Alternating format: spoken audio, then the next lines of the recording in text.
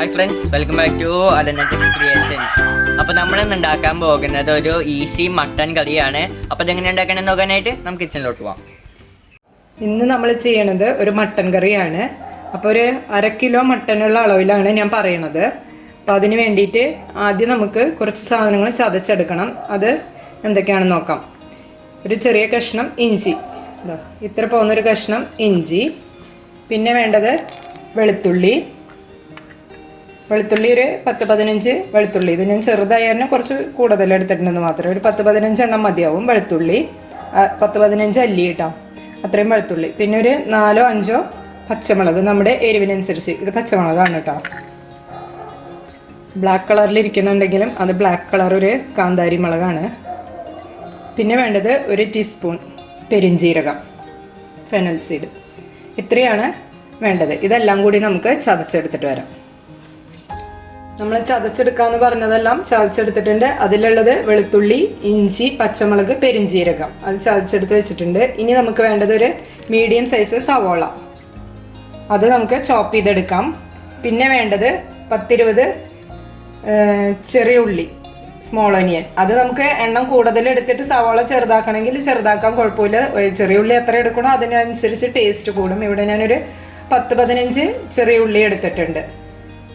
ഇത് രണ്ടും സവാളയും ചെറിയ ഉള്ളി നമുക്ക് ചോപ്പ് ചെയ്തെടുക്കാം.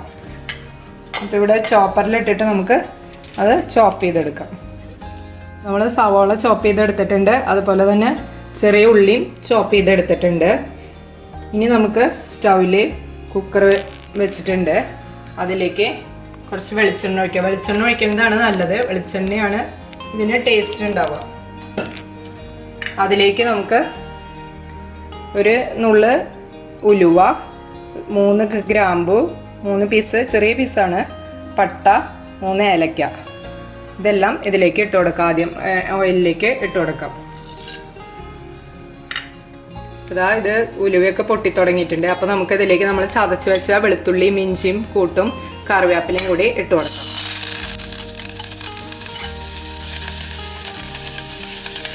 ഇളക്കി കൊടുത്തതിന് ശേഷം നമുക്ക് ചെറിയ ഉള്ളി ചതച്ചത് ഇട്ട് കൊടുക്കാം.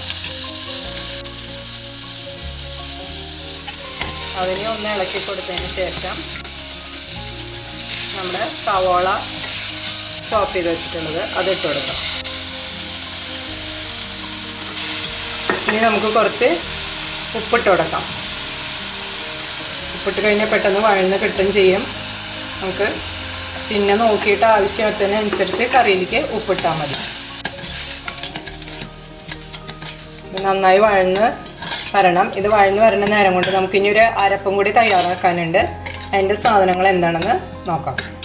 നമുക്ക് അരപ്പ് തയ്യാറാക്കാനായിട്ട് ഒരു 5-6 ചെറിയ ഉള്ളിയും കൂടി എടുത്തിട്ടുണ്ട്. 5-6 ആയിട്ട് ചെറിയ ഉള്ളിയാണ്, സ്മോൾ ഒനിയൻ. അതിലേക്ക് ഇനി നമുക്ക് പൊടികളാണ് വേണ്ടത്. 1/2 ടീസ്പൂൺ മഞ്ഞൾപ്പൊടി, 1/2 ടീസ്പൂൺ ഗരം മസാലപ്പൊടി. ഇനി വേണ്ടത് കാശ്മീരി ചില്ലിയാണ്, അത് 4 ടീസ്പൂൺ കാശ്മീരി ചില്ലി.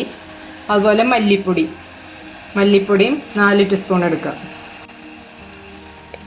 ഇനി ഇതെല്ലാം കൂടിയിട്ട് നമുക്ക് അരയ്ക്കണം. അതിന് ഒരു 1/4 കപ്പോളം വെള്ളം ഒഴിച്ചു കൊടുക്കുക. പിന്നീട് വെള്ളം വേണമെന്നുണ്ടെങ്കിൽ പിന്നെ ഒഴിച്ചാൽ മതി. ഇത് നമുക്ക് അരച്ചെടുത്തിട്ട് വരാം. നമ്മൾ സവാള വഴറ്റാനിട്ട് നന്നായി വഴന്നു വന്നിട്ടുണ്ട്. അപ്പോൾ അതിലേക്ക് ഇനി 2 തക്കാളി, ചെറിയ 2 തക്കാളിയാണ് എടുത്തിരിക്കുന്നത്, അത് കട്ട് ചെയ്തത് ഇട്ട് കൊടുക്കാം. ഇത് വഴന്നു വരുമ്പോൾ നമ്മൾ നേരത്തെ അരച്ചെടുത്തത് ഇട്ട് കൊടുക്കാം. നമ്മൾ തക്കാളി ഇട്ടിട്ട് നന്നായി വഴന്നു വന്നിട്ട് തക്കാളിയൊക്കെ നല്ല സോഫ്റ്റ് ആയിട്ടുണ്ട്. ഇനി നമ്മൾ അരച്ച് വെച്ച അരപ്പ് ഇതിലേക്ക് ചേർക്കാം. അവസാനം നമുക്ക് മട്ടൻ ഇട്ടതിന് ശേഷം ഇതൊന്ന് കഴുകി അതിലേക്ക് തന്നെ ഒഴിച്ചു കൊടുക്കാം. അപ്പോൾ അരപ്പ് ചേർത്തിട്ട് ഒന്ന് ആ പച്ചമണം മൂന്ന് വരെ ഒന്ന് വഴറ്റിയെടുക്കാം. നമ്മുടെ അരപ്പിട്ടിട്ട് അത് നന്നായി ചൂടായി വന്നിട്ടുണ്ട്, അതിൻ്റെ പച്ചക്കുത്തൊക്കെ പോയിട്ടുണ്ട്. അപ്പോൾ ഞാനിവിടെ മല്ലിയില കുറച്ച്, ഇത് ആഫ്രിക്കൻ മല്ലിയാണ്. എൻ്റെ അടുത്ത് മല്ലിയില മറ്റോണം ഇല്ല, അതുകൊണ്ട് ഞാൻ ഇതാണ് ഇടണേ, കുറച്ച് ഇടണുള്ളൂ. നമ്മുടെ കയ്യിൽ ആവശ്യമുണ്ടെങ്കിൽ നന്നായിട്ട് ഇടാം, കൂടുതലിടാം, കുഴപ്പമില്ല. അത് ഇട്ടിട്ടൊന്ന് ഇളക്കി കൊടുത്തതിന് ശേഷം നമുക്ക് മട്ടൻ ഇടാം. 1/2 കിലോ മട്ടനാണ്, അത് ഇട്ട് കൊടുത്തിട്ട് നന്നായി ഇളക്കി മിക്സ് ചെയ്യാം. അതാണ് ഞാൻ നന്നായി മിക്സ് ചെയ്തിട്ടുണ്ട്. ഇനിയിപ്പോൾ നമ്മൾ മിക്സിയുടെ ജാറിലുണ്ടായിരുന്ന ഇത് എടുക്കാൻ വേണ്ടിയിട്ട്, അരപ്പിൻ്റെ ബാക്കി എടുക്കാൻ വേണ്ടി കുറച്ച് ഒരു 1/4 കപ്പ് വെള്ളം ഒഴിച്ചിട്ടുണ്ട്. അത് ഇതിലേക്ക് ചേർത്ത് കൊടുത്തിട്ട് നമുക്ക് കുക്കർ അടച്ച് വിസിൽ വരുത്താം. ഇനി നമുക്ക് കുക്കർ അടച്ച് ഒരു 4 or 5 വിസിൽ, അത് ഓരോരുത്തരുടെ കുക്കറിൻ്റെയും മട്ടൻ്റെയും ഇതിനനുസരിച്ചിരിക്കും. എനിക്ക് 4 വിസിൽ വന്ന് സാധാരണ വേവാറുണ്ട്. അപ്പോൾ 4 വിസിൽ വരുന്നത് വരെ ഞാൻ വെയിറ്റ് ചെയ്യണു. നമുക്കിനി വിസിൽ വന്നിട്ട് അതിന് ശേഷം തുറന്നു നോക്കാം. ഇപ്പം നമ്മൾ കുക്കർ വെച്ചിട്ട് 4-5 വിസിൽ വന്നു കഴിഞ്ഞിട്ടുണ്ട്. വിസിൽ ആവിയെല്ലാം പോയിട്ടുണ്ട്. അപ്പം ഞാനത് തുറക്കാണ്. ഇതാ നല്ല മണം വരുന്നുണ്ട്. നമ്മുടെ കറി ഇതാ റെഡി ആയിട്ടുണ്ട്. ഇതിലും കൂടുതലായിട്ട് നമുക്ക് ഡ്രൈ ആക്കണം എന്നുണ്ടെങ്കിൽ നമുക്ക് കുറച്ച് നേരം കൂടി തീ കത്തിച്ച് കഴിഞ്ഞാൽ കുറച്ച് ഡ്രൈ ആക്കി എടുക്കാം.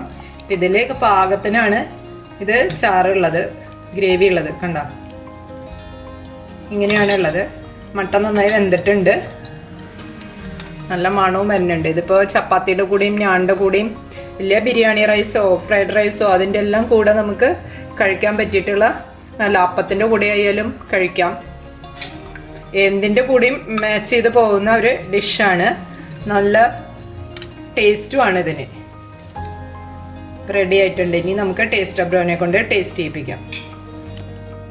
അപ്പോൾ നമ്മുടെ മട്ടൻ കറി റെഡി ആയിട്ടുണ്ട്. അത് ടേസ്റ്റ് ചെയ്യാണ്. ടേസ്റ്റ് ബ്രോ വന്നിട്ടുണ്ട് ടേസ്റ്റ് ചെയ്യാൻ. ചപ്പാത്തിയുടെ കൂടെയാണ് കൊടുത്തിരിക്കുന്നത് കഴിക്കാനായിട്ട്. സൂപ്പറായിട്ട് അടിപൊളി മട്ടൻ കറിയാണ്.